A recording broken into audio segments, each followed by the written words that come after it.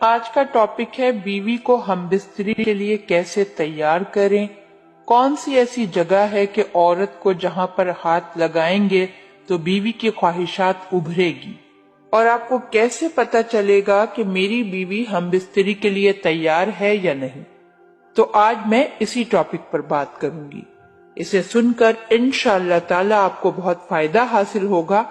बाज दफा शौहर का दिल नहीं चाहता हमबिस्तरी को, तो कभी बीवी का दिल नहीं करता हमबिस्तरी को। तो यहाँ पर मैं एक ही बात कहूंगी कि जब तक आप दोनों मियाँ बीवी तैयार ना हो इस काम के लिए, तब तक एक दूसरे को बिल्कुल भी मजबूर ना करें। और एक बात मैं ये भी कहना चाहूंगी कि बीवी को चाहिए कि वो शौहर के जज्बात का ख्याल रखे, और शौहर को भी चाहिए कि वो बीवी की ख्वाहिश का ख्याल रखे। बीवी बगैर किसी उज़्र के या बगैर किसी वजह के अपने शौहर को इनकार ना करे, और शौहर भी अपनी बीवी की ख्वाहिश पूरी करे। दोनों मियाँ बीवी को एक दूसरे के जज्बात का भरपूर ख्याल रखना चाहिए और एक दूसरे को समझना चाहिए।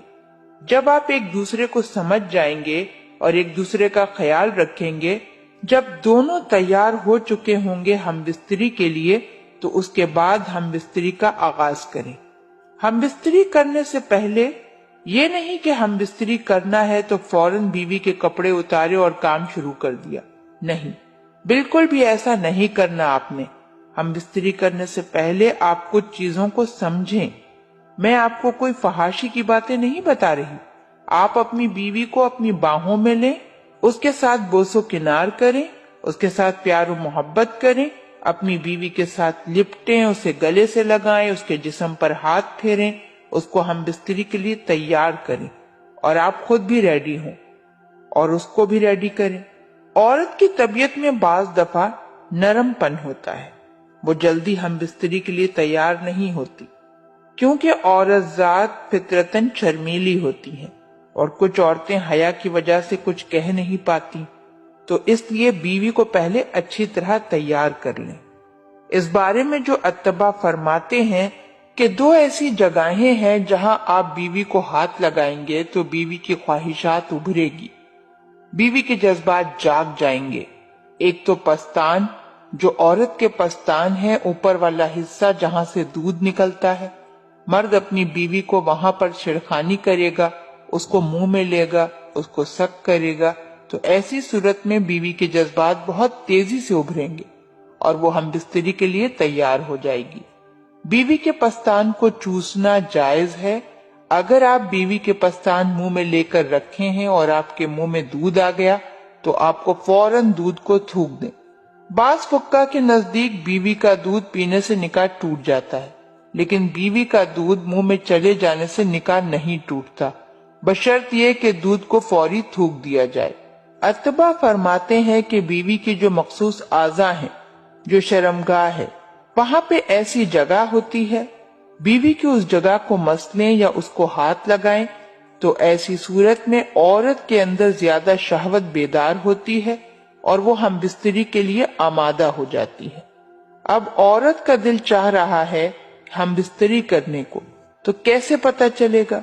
क्योंकि औरत कहेगी नहीं कि मेरे साथ सेक्स करो, मेरे साथ हमबिस्तरी करो। कुछ लोग कहते हैं कि हमारी बीवी तो हमसे कुछ कहती ही नहीं है कि हम बिस्तरी करो। मर्द हजरात को समझना पड़ेगा अपनी बीवी की अदाओं को, उनकी हरकतों से, जिससे आप समझ सकेंगे कि आपकी बीवी क्या चाहती है।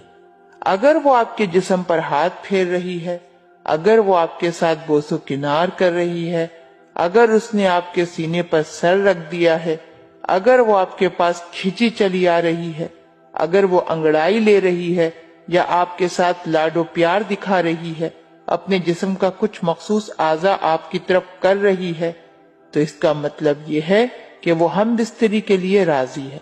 और समझ लें कि उसका दिल कर रहा है और आप उसके साथ उसकी ख्वाहिश को पूरा करें। इन चीजों का आपको ख्याल रखना है। अगर इनमें से किसी का भी दिल, दोनों में से किसी का भी दिल नहीं चाह रहा सेक्स करने को, तो बराए मेहरबानी जबरदस्ती ये काम ना करें, क्योंकि ये मामला दिल का होता है।